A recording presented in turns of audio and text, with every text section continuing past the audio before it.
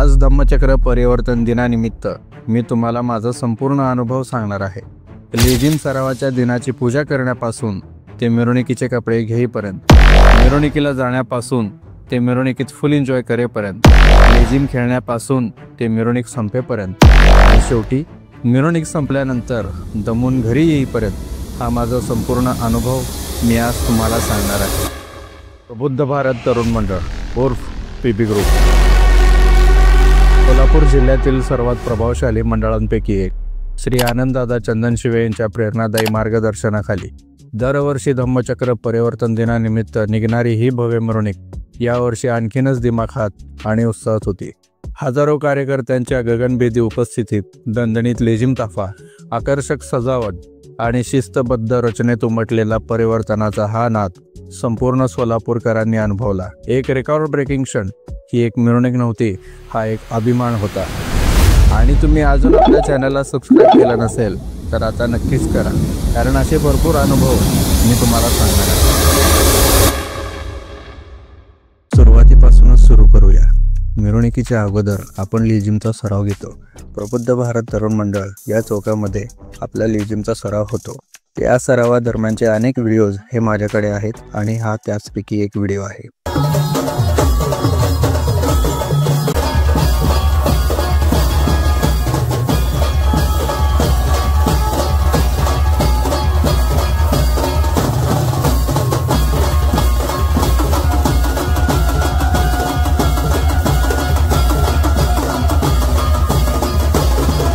असे माझे अनेक व्हिडिओ मी माझ्या सोशल मीडियावर टाकलेले आहेत। त्यांना हजारोंच्या संख्येने अगदी 10,000 20,000 लोकांनी पाहिलेले आहेत। तुम्ही माझ्या सोशल मीडिया हँडलवर जाऊन हे व्हिडिओ पाहू शकता।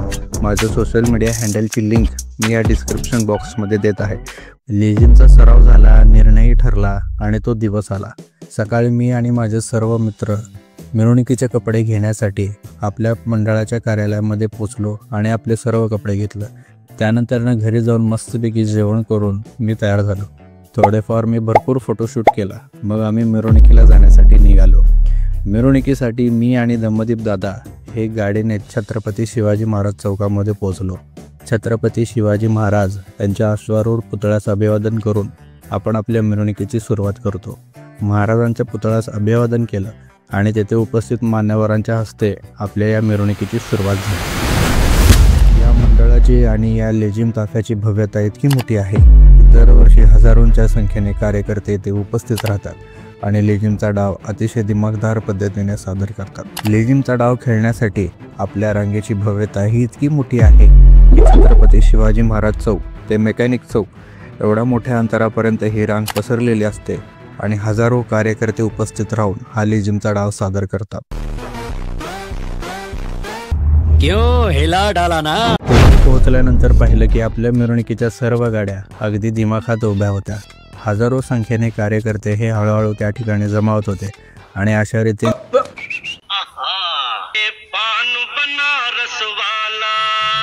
आपल्या मिरवणुकीची नुकतीच सुरुवात झाली होती।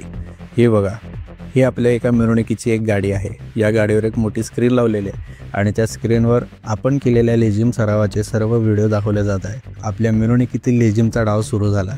त्या ठिकाणी आपले सर्व लेझिम खेळाडू हे उत्साहामध्ये लेझिम खेळत होते आणि तिथं बघतो तर काय, आपले लाडके रविकांत बॉस कोळेकर हे पूर्ण दमामध्ये लेझिम डाव सादर करत होते।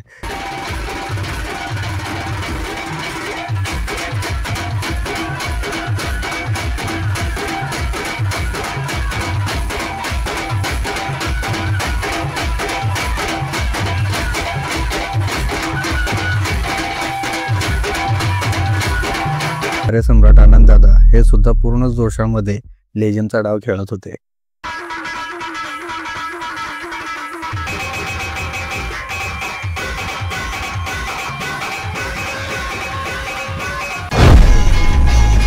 रवी भैया मनातल्या मनात विचार करत असेल, अरे यांनी केस कशाला कट केला रे, कारण मागच्या वर्षी मी सगळ्यात जास्त केस वाढवलो होतो आणि मी रवी भैयाला मागच्या वर्षी मिरवणुकीमध्ये म्हणलो सुद्धा होतो की भैया यावेळेस माझे केस तुमच्यापेक्षा जास्त मोठे आहेत, पण यावर्षी मी कटिंग करून आलो।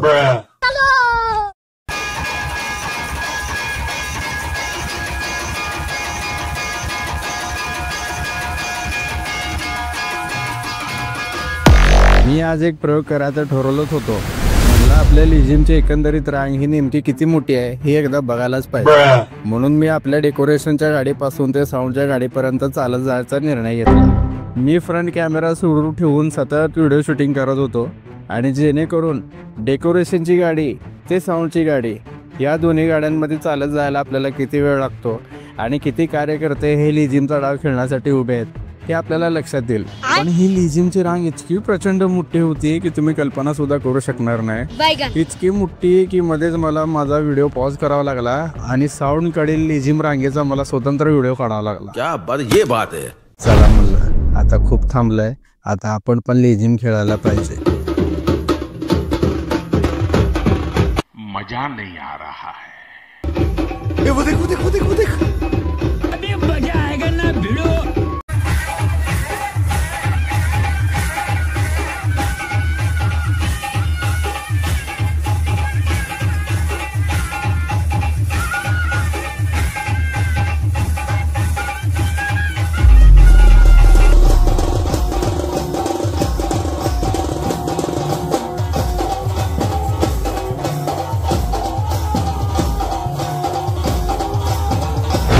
गर्दी इतकी झाली होती की छोट्या रस्त्यावर आम्हाला लेझिमचा डाव करता येतच नव्हता. त्यामुळं मोठमोठ्या रस्त्यांवर आम्ही लेझिमचा डाव खेळत होतो. मिरवणुकीच्या गाडीसोबत आम्ही फुल एन्जॉय करत नाचत पुढे पुढे मंडळाच्या गाडीसोबत जात होतो.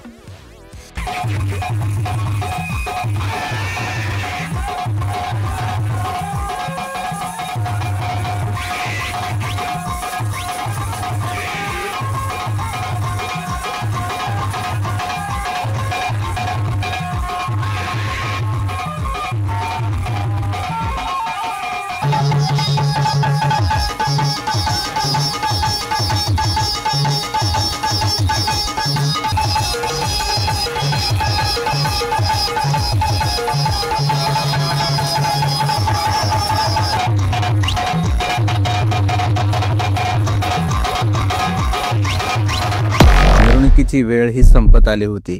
शेवटचा डाव आम्ही पार्क चौकामध्ये खेळलो. 1 नाही 2 नाही 3 नाही तब्बल 8 लाईनची एक रांग आम्ही तयार केली होती. 8 लाईनची. आणि गर्दी इतकी मोठी होती, गर्दी इतकी प्रचंड होती की तुम्ही कल्पना पण करू शकत नाही की तुम्ही हा एक व्हिडिओ पाहात.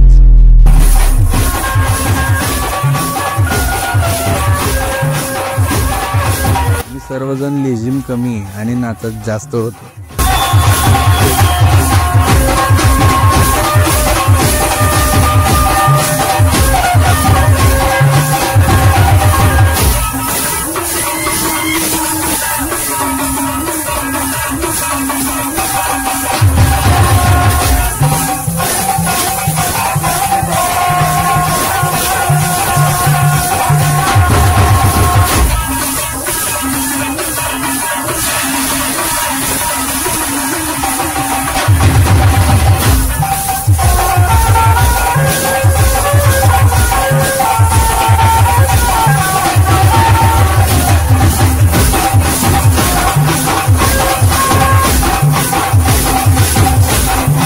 यावेळी विवेक दादा, बाळराज दादा, शशी भैया, रवी भैया, गौतम महाराज, अनिल अंकल, आनंद दादा हे सर्व दिग्गज एकत्र येऊन आम्ही सर्वजण लेझिम खेळत होतो. फुल एन्जॉयमेंट केला.